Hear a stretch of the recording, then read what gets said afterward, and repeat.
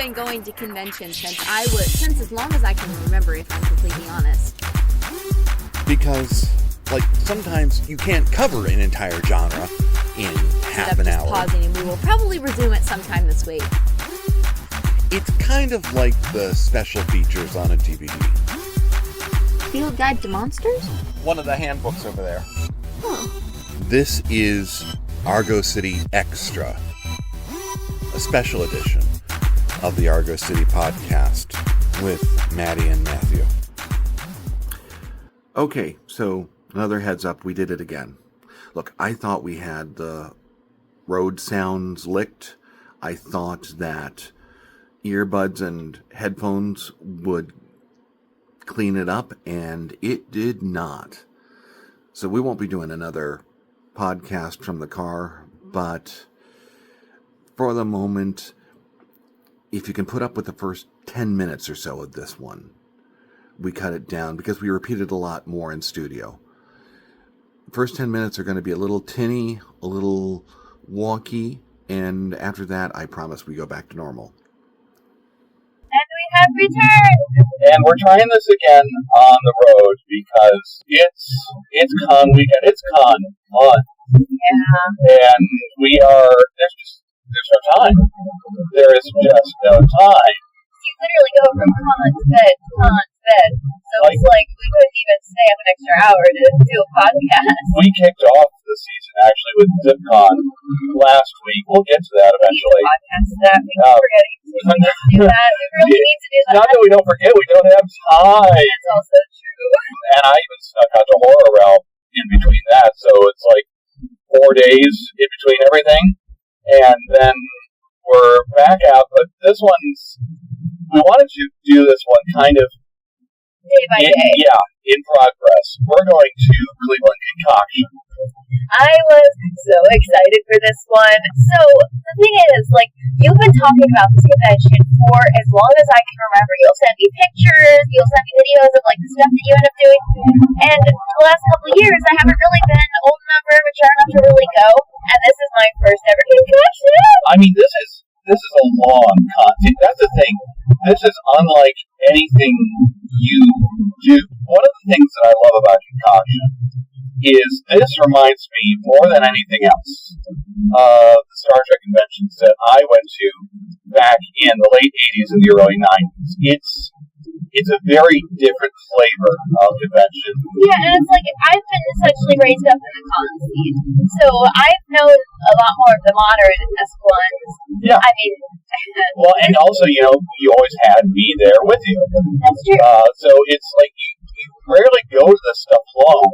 So, yeah, I don't typically do this stuff alone. I mean, as I've gotten older, I've split off from you more at cons. Yeah. But, it's... When I started going to conventions around 13, you guys can do the math if you really want to. My parents dropped me off at the front door and picked me up in the evening. Yeah. And so it was just me. The convention scene even back then, and especially more of a sci-fi focus convention, it's just so welcoming. See, that's been one of the things that I noticed when we immediately walked in. As I'm walking through the doors, I have multiple people saying hi to me. We walk over, because you're kind of giving me a tour, which we'll get into, but we walk over by where they have a bunch of games set up. We have someone wave us over, hey, are you guys looking for a game? And it's people here are so nice. Mm-hmm. I'm used to, regular cons where, yeah, you might get the occasional person complimenting your costume, but aside from that, everybody kind of just keeps to themselves and to their friend groups. But, this was totally different. I have random people coming up and talking to me, and it's I am a social butterfly at heart, so I love every second of it. But it's such a weird change. It is. And I am not a social butterfly. I am an introvert at heart, but this is a different context. I mean, first thing, we turn the corner, and Night Mage comes running up to me, grabs my hand, gives me a hug. We're wandering around in full costume, and Eric, recognized me. So the friend group thing is still there.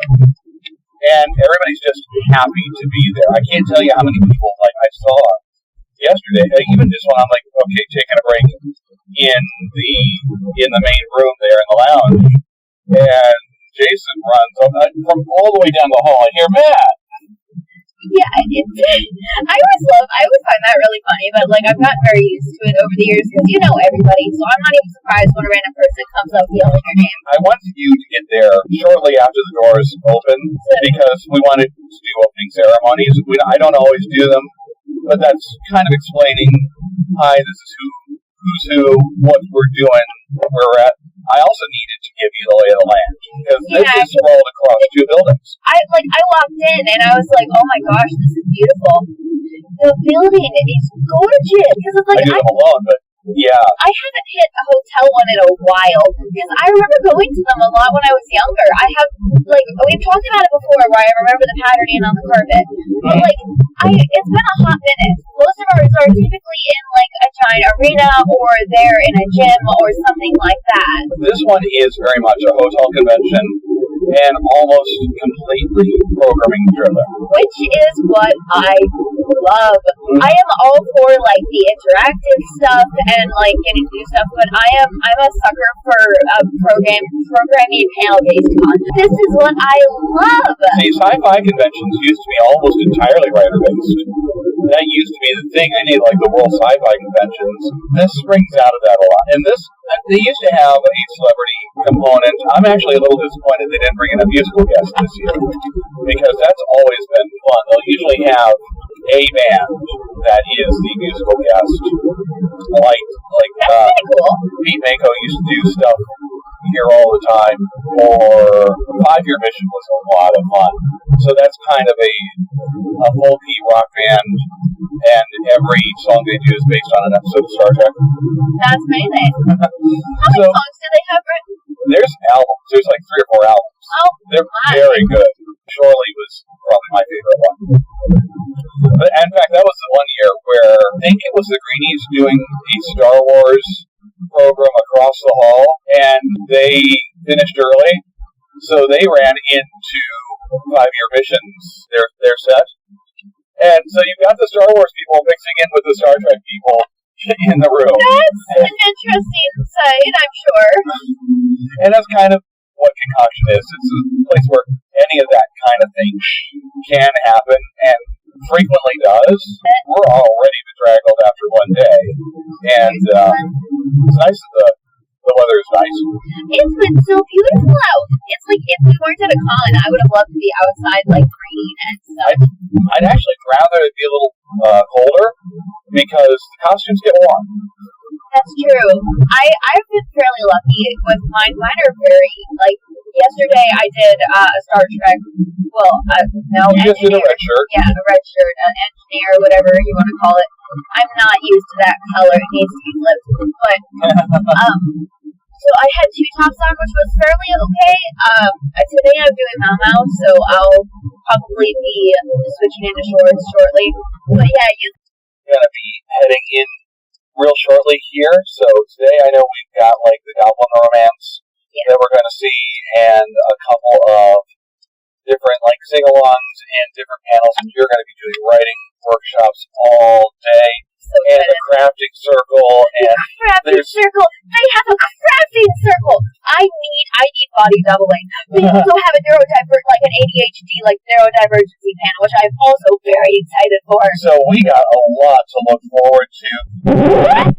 Most of my panels. I think I maybe went to like 3 of them. No, the day just kind of got away from us. Oh, definitely, yeah. All right. Okay, so we are going. And we have returned. And this is what it looks like after a full weekend. I'm exhausted. Like, I want to go back to bed. I did not want to get up this morning. I want to go to bed. But at the same time, you kind of want to go back. Yeah.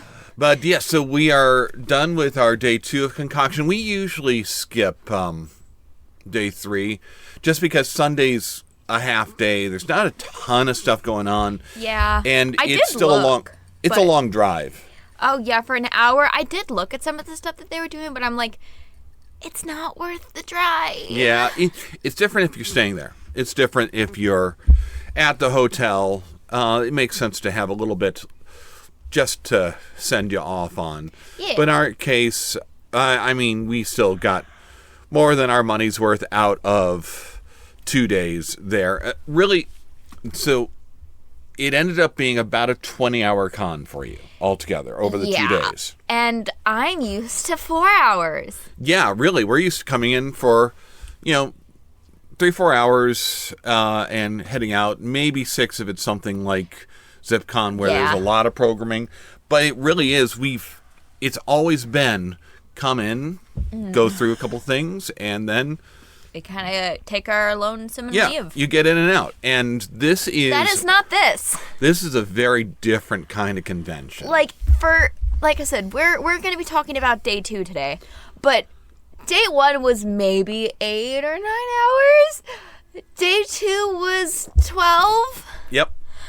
And, okay, even before we get to everything, because it's going to sound like I'm insane when I talk about some of my choices and decisions. The night before, the night before day 2, like right as we got home, I had gone upstairs and I'd gone to bed and could not sleep. I'm pretty sure I still had an energy drink in my system. I went into day 4 on 4 hours of sleep. It was not a great time. That's not as unusual as you'd think. I mean, you're also still kind of just wound up from the day. You're in, like, convention weekend mode. Mm-hmm. And this is something... this is all new for you, and that's why this was kind of exciting to do.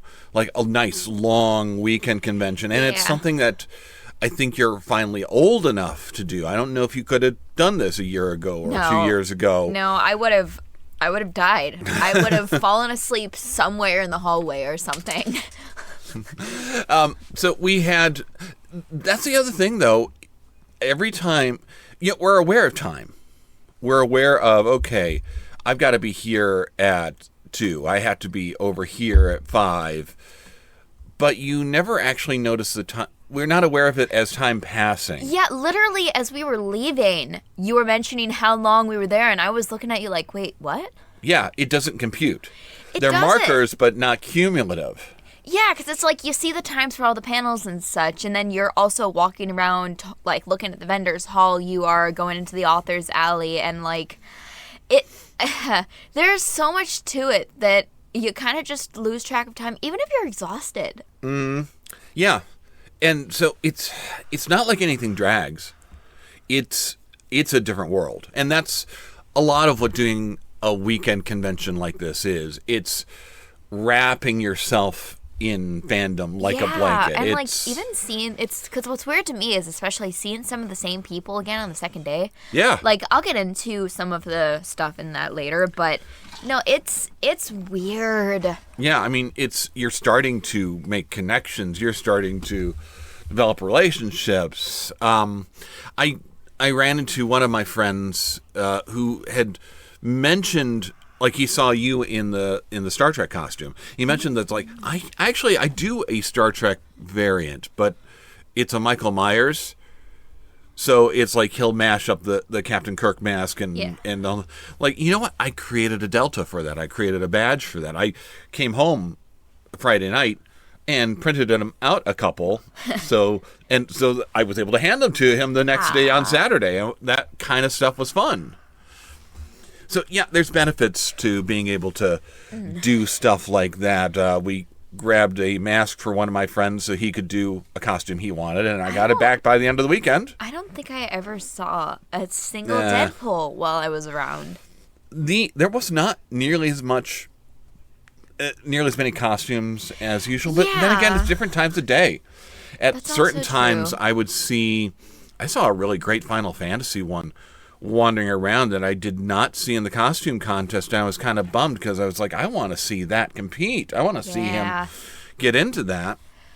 But like this, boy, this convention was all the hyper planning. I overscheduled myself so much, and I think I made it to 3 of the panels that I had planned. Well, I mean, I made a schedule too, and I don't know that I made it to all of it or in all of it. And some, you also have to take time to eat. And to rest, like I would block out an hour, Yeah, and when the food comes, like when the cold cuts and stuff like that show up in the con suite, like you got to eat now. Like literally, I was in there around 6. They brought them out at like 7, and I was grabbing food because I was like, okay, I'm starting to get hungry. This is the usual time I eat dinner at home, so like I'm starting to get kind of hungry. Mm-hmm. And they say, oh, if you want to just like wait an hour, we'll be bringing out cold cuts shortly. And I'm like, oh, okay, I'll just get like a snack for the meantime. And I grabbed a banana, and it was a really good banana. But like, oh man, keeping your energy up with this kind of thing is crazy. That's why they've got the con suite there too. Like we hit them first thing in the morning for coffee and tea. And I actually got at least 2 cups of their rose tea. It was very delicious. They take care of you. That's one of the great things here. They're feeding you. They're taking care of you, making sure that you're okay.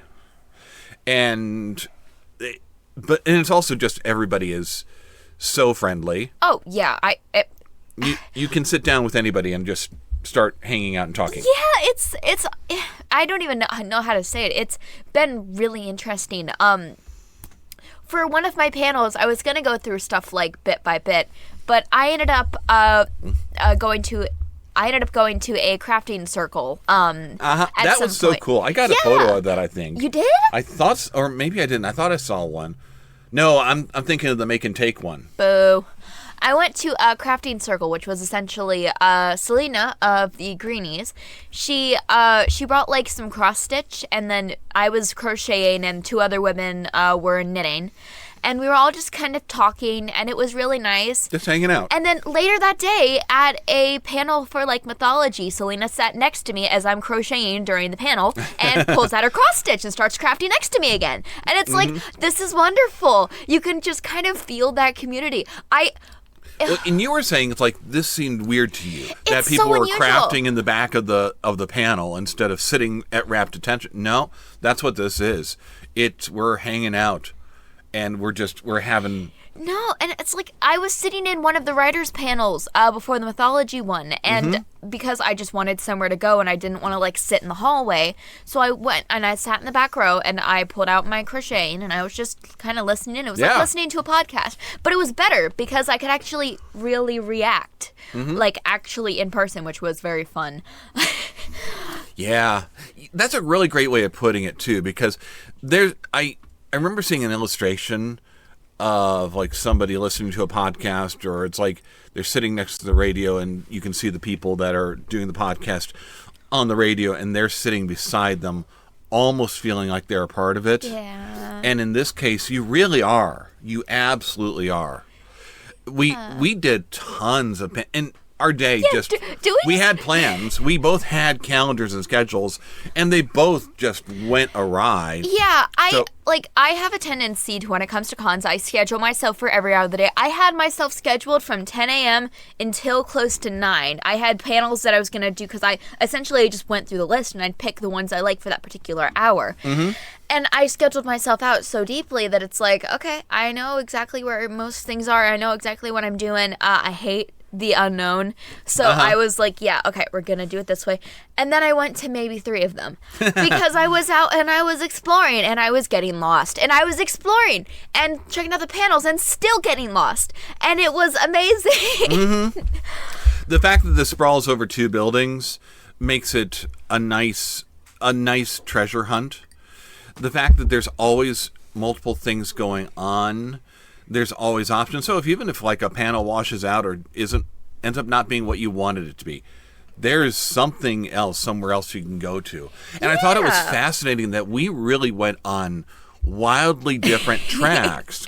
I hit the Starship Troopers panel that really went into depth on the books and on Heinlein, and then also touched on how very different the movie ended up being. I did the extraterrestrial life panel. That sounds cool. There was a really fun one about one-hit wonders, television shows they were doing that right as I was leaving for the crafting area. Yeah, television shows that only had 1 season and talking about that and why, and did you see this, did you know this? I'm fascinated at what they didn't know. Like, they're talking about Powers of Matthew Starr, and it's like, I'm almost certain I remember that being on like right around like the same night as Automan. and they'd never heard of Automan. I felt And so I'm like, yikes. I felt so bad for him because I was hearing him complain that he was having trouble trying to figure out why there wasn't a projector in there, and he was struggling to figure out what was going on with the panel. And the projector was not working well for us either. Oh, boo! But the panel was fun. Yeah. I hit the Greenies stuff. We hit some of the improv. What went down in Goblin Town, which is a bunch.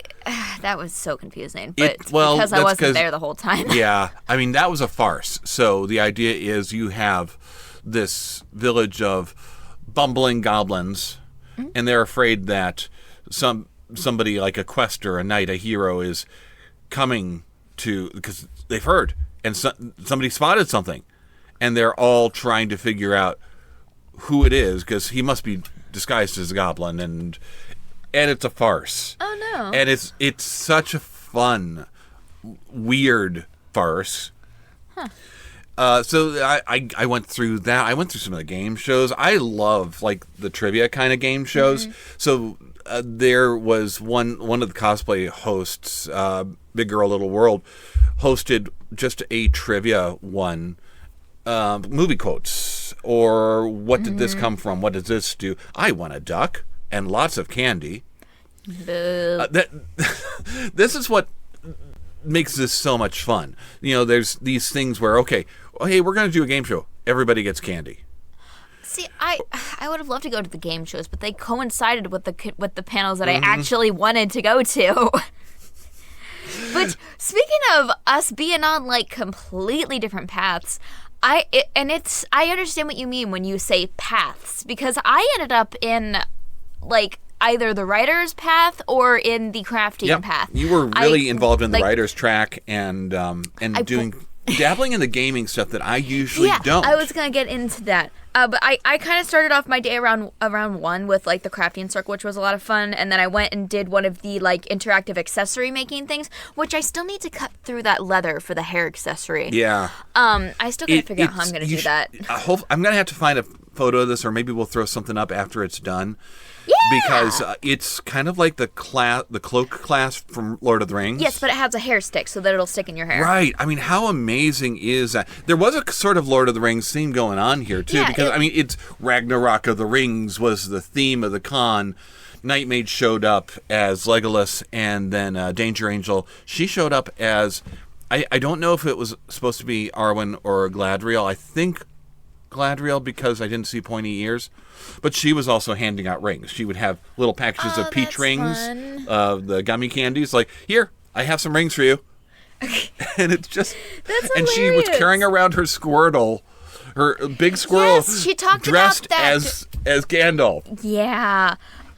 So essentially, after that, I ended up not really having anything until like 5 when I kind of popped into your, Goblin Town thing. Mm-hmm. So I was mostly just walking around. I sat in on one of the other writers' panels as they were like discussing stuff, and then I left, and then I started walking around again. And then I went over to the gaming area, and I grabbed like a single player game because everybody else was with other people, and I was like, I don't want to talk to people right now because I'm like socially drained from having 4 hours of sleep. So I pick up this like plant cactus game, and they take my ID, which I found was very interesting, that you have to give them your ID in order to check out a game. You know what? They had a board game room back at ZipCon years and years ago, and we played some stuff. We played like a Pokemon Monopoly, and they asked me for collateral. Usually it's ID, and I didn't have one. I said, I don't have my ID. Will you take this? And I took off my Voltron hand, one of the lion heads. And it's like, can you take this? And it's like, that's the most awesome collateral we've ever gotten. That's amazing. That must have been the year that Lydia went with you as Pikachu or something. It might have been. But that's okay. I love that. But I did like a game, and apparently if you took out a game, you were put into a raffle for a chance to win that game and like win a prize and such, which was kind of cool. But that was going to be revealed on Sunday, but we weren't coming Sunday, so I was like, okay, that's fine. There's a few things like that they try and lure you in, but it's... Yeah. And then the panel that I had been waiting for most of the day, which was neurodivergency in cosplay. I am an ADHDer, and I was so excited to see this. This was really good, too, because I came in for a good chunk of it. And Yeah. Because it really isn't just cosplay focused. It's more convention-like focus, it felt to me. Because, well, she talked about, like, different fabric. Because I've noticed that she's essentially kind of on the other spectrum of, like, the ADHD. Or, well, I don't think she said what her disorder was specifically. But on the neurospicy side of textures and getting that kind of overwhelmed. And I'm more on the side of I need to have everything super, super planned. I am so stressed. I am, like, million thoughts in my brain, but also none at the same time. And we got to discuss a lot of the differences there. I got to share a lot of the tools that I use every day and some of the stuff like that. And even as we were, as the panel had ended, I was actually walking with her, with the panel as she was making... Danger Angel's nice. She's real. She is! We have, with this kind of convention, you have unprecedented access to the guests. Yeah. They are there. And they are hanging out. They're so willing to just talk with you. And it was nice to kind of get to compare, like, the differences with her. And I had another thing I really wanted to say, and my brain is so tired that it can't remember it. But it was just, I told her that I was really happy that she did something like that because it's great to feel seen in those spaces. I mean, to be fair, a lot of us in the fandom spaces, especially a lot of my generation in the fandom spaces, are neurospicy of some proportion because we hyperfixate, which is just, but I loved getting to hear her side of everything. And then I headed from that over to a mythology involving in our culture and in writing. And that panel was fascinating. It talked about how, like, ancient Greek mythology, about how it's resurfacing, about how it's being involved in writing and pop culture. One of the ladies, like, she did Chinese stuff. So she talked about some of the Chinese lore and how it was getting into that. They spoke about the idea of, like, Hades and Persephone and how, like, initially the story is told as, like, Hades kidnapping Persephone. But there's also, like, looking back that it's been rewritten so many times, you don't know if she was kidnapped or if she went of her own will, because depending on the version that you read, Demeter is, well, something. But it was so interesting to hear about that. As someone that really loves Greek mythology and has been invested in mythology pretty much my whole life, it was fascinating to hear about that. Well, on the first day, I had nothing to do, and I noticed on one of the tables that there was it was like a little sign that talked about the different GMs that were doing stuff, and I noticed one said, what was it? It was... Social deception games. And I was like, ooh, this looks like fun. So I go, and it's this lady, and there's maybe 5 or 6-ish of us. And we're all kind of playing werewolf. And if you're not aware of the game Werewolf, essentially it is you have the werewolf and you have the villagers. And it's essentially like the werewolf kills a person every night and the villagers have to figure out who the werewolf is before it's like even team numbers. But they go a little deeper in that. Yeah, but you also have different cards that can do certain things. Like there's a hunter role where if you die by the werewolf, you have a chance to kill someone. Or if... there was, during one of the other games I played, there was a role called the Insomniac, which meant I could look around and every night they would tell me if one of the people next to me did an action during the night, which was fascinating because you don't know if it's actually a wolf card or you don't know if it's one of the... Oh, but the way that they were doing it, it was a lot of fun just getting to, well, figure it out. And then the second day, a lot of the same people came back. So it was all of us sitting, because I had been a little bit behind because I was in the mythology panel. Apparently they had started at 8:30 instead of 9. And I walked in and they were like about to start up a new game. Schedule and I'm like, is fluid. yeah. So like I jump over and I'm like jumping into the game and she motions to me again because I'm also wearing red again today. I'm wearing my red skirt from my Mau Mau. And immediately I am killed in the first game. And the lady hosting looks at me and she says, it's because you're wearing red again. So I ditch the skirt and throw it underneath my chair because I was tired of being killed the first round every single time.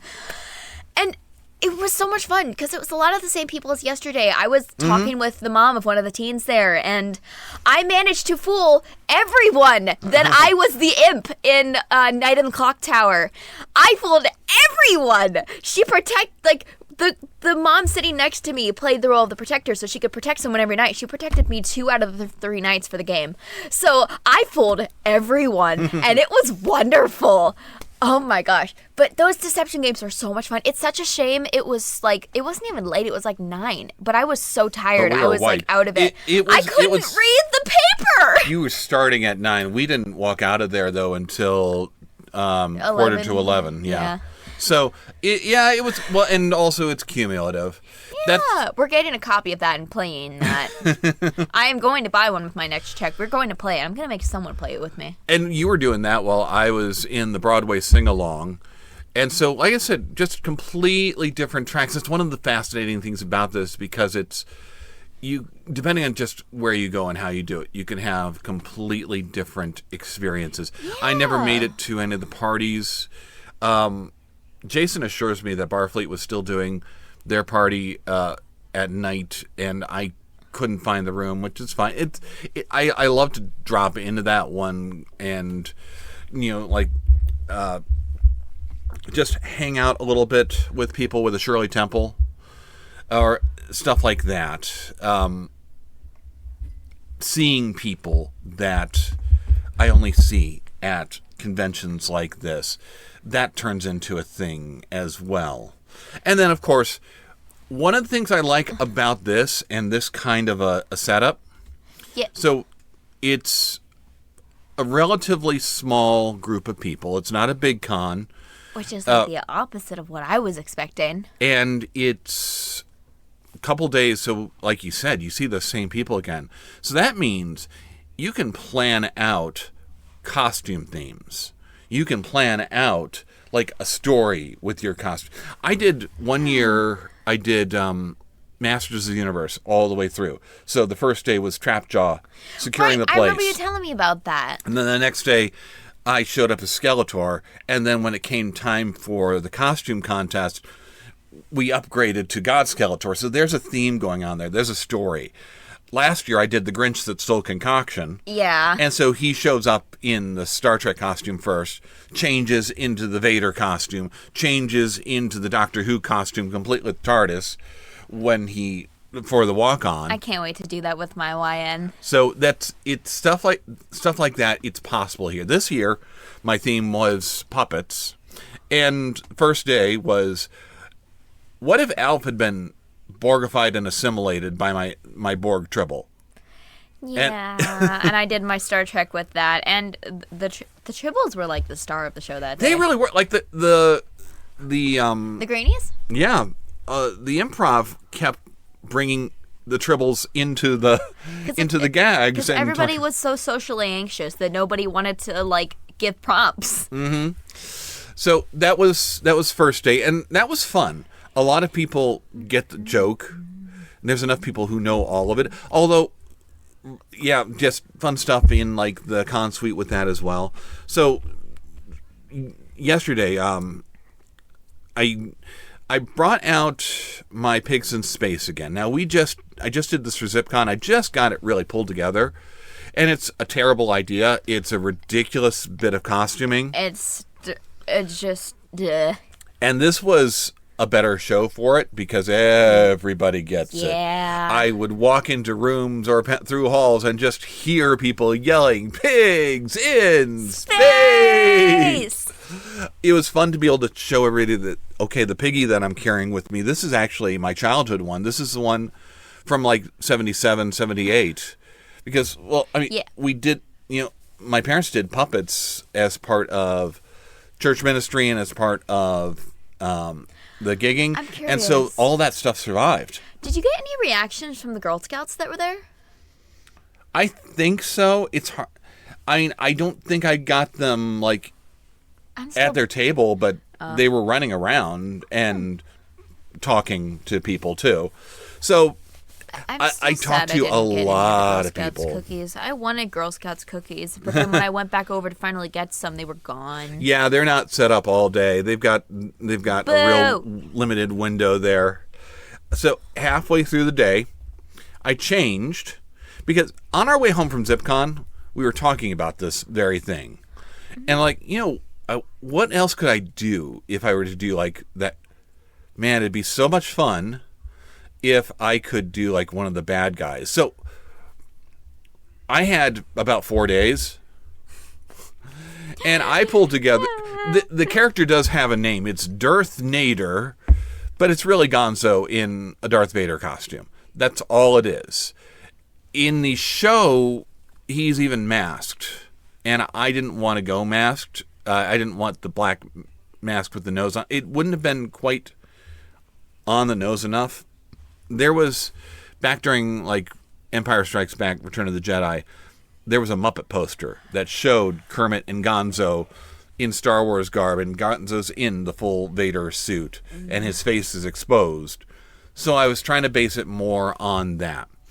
And somehow I managed to pull that together in 4 days. And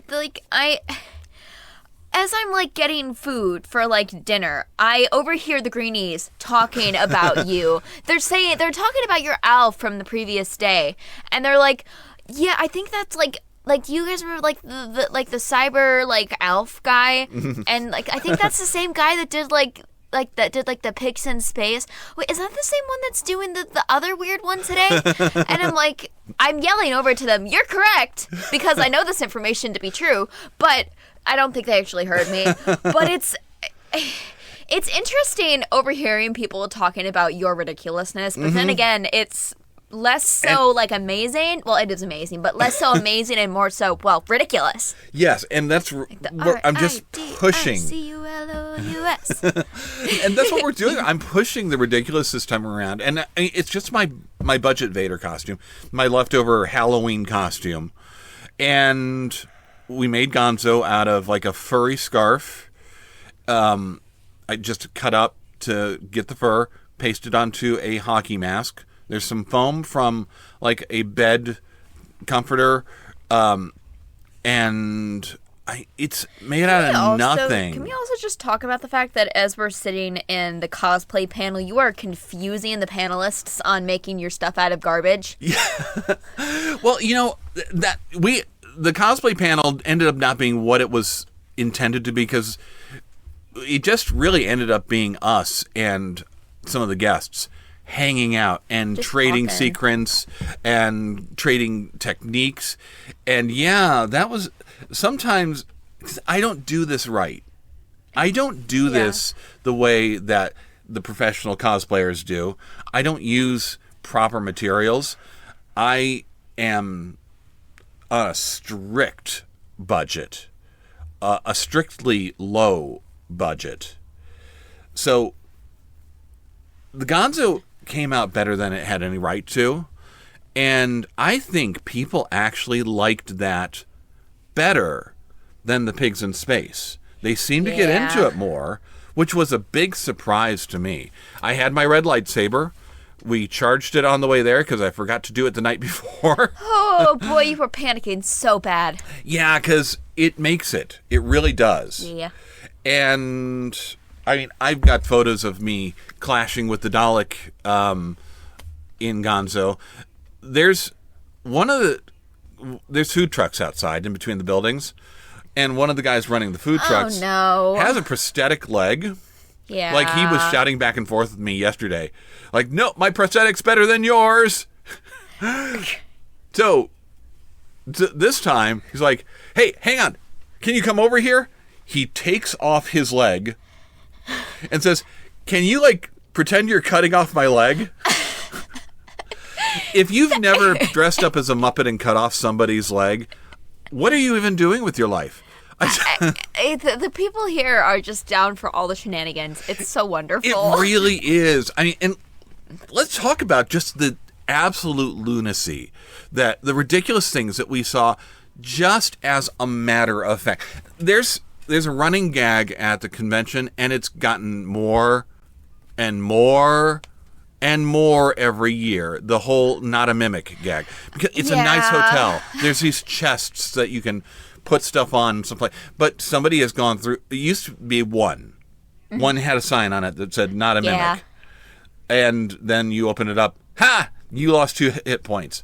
The next year, there's 2 of them. One's that one again. The other one's one that can't be opened. Oh. This year, it's everywhere.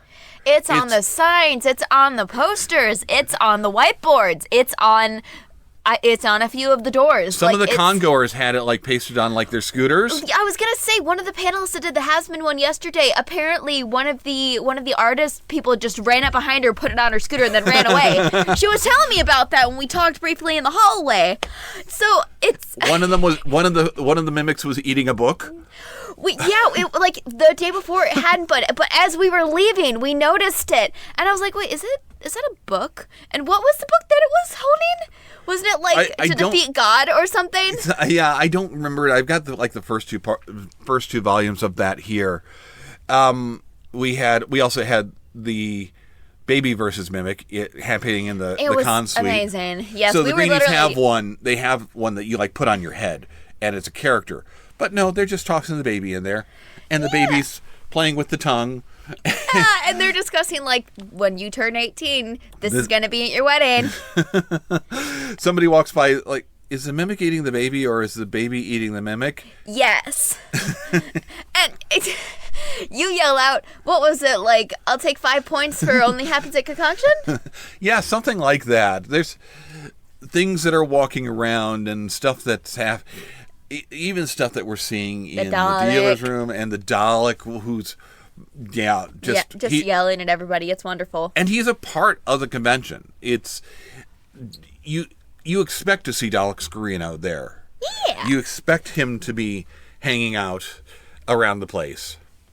No, there's a lot of ridiculousness and stuff like that goes on there. Like I said, some of the sing-alongs are fun for that kind of stuff. Yeah.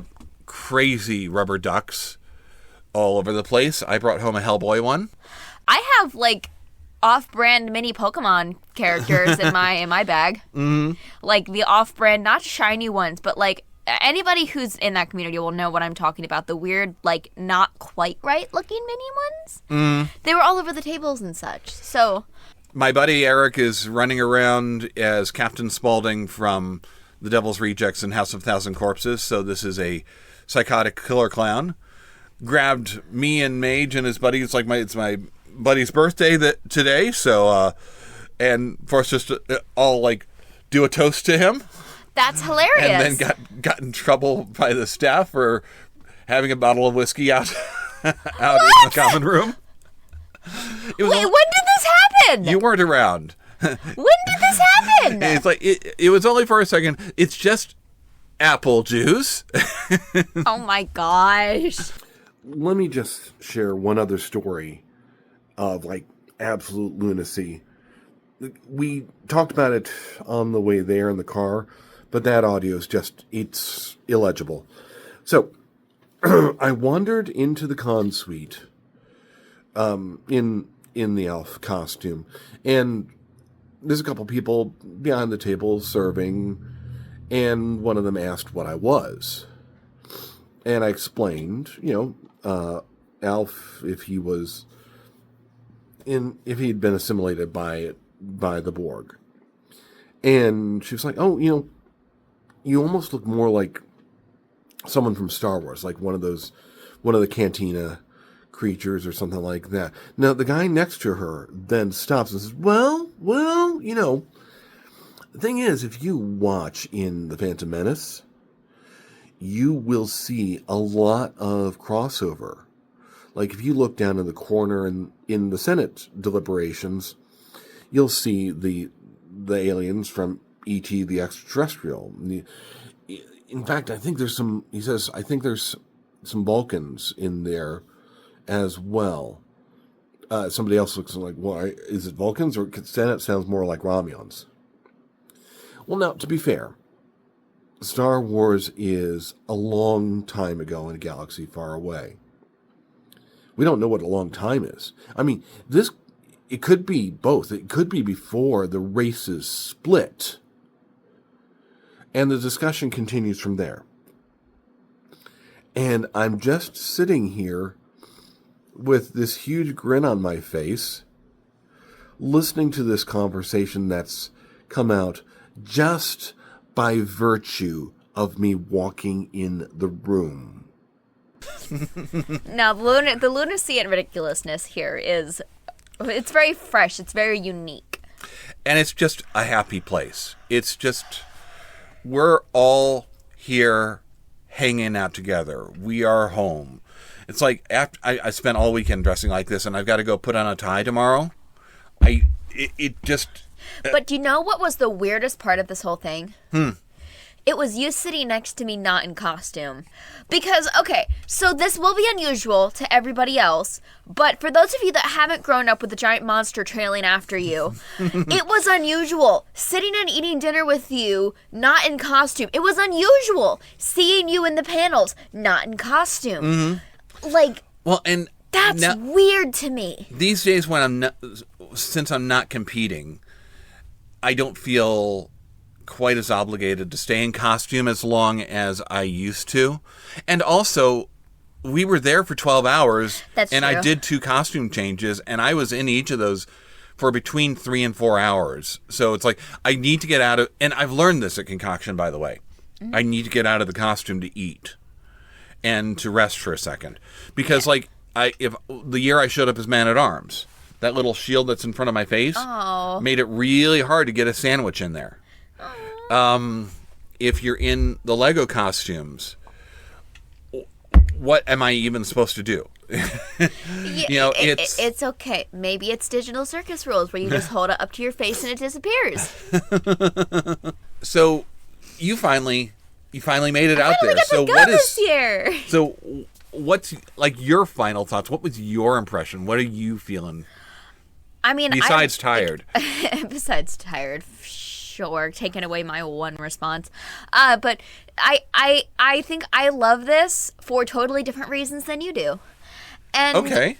As I said, I love hitting up the writers' panels. I love seeing the games and such. We were talking about, we ended up on very different tracks, and I think that's why, well, not being separated, but I think that's why I loved it so much. Getting to, like we were talking about, we ended up on 2 very different schedules for this whole convention. And I got to experience, a lot of the crafting stuff. It felt very normal to pull out stuff and do that.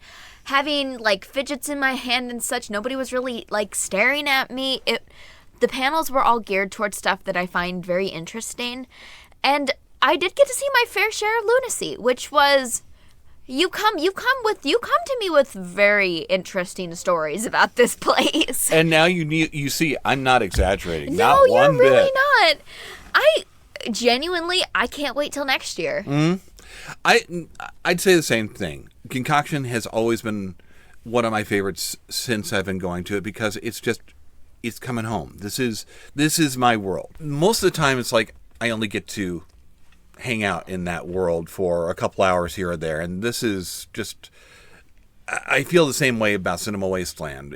I'm there for the weekend. I get to just be here and unwind and exist in it before heading back to the real world. And you know what? I accomplished my one goal. I bought a book. And that's the only thing I came into this wanting to do. I'm like, okay, you've told me that this is a lot of literacy based. I want to buy a book. I bought 3 books, but the books are combined into one book. And the author signed the book, which was really cool. And we also got a couple of other books. I got a lot of books at this con. But yeah. Yeah. So by the time we finish reading them, it'll be time to go back, I think. Oh no. That's it. We also we're big fans of this. We also recommend, check out Concoction on Facebook, check them out on the web, and absolutely come out to Cleveland to visit this one. That's it for this week, and we'll still be back with more extras because we still got other conventions to talk about. So we'll see you very soon. Bye.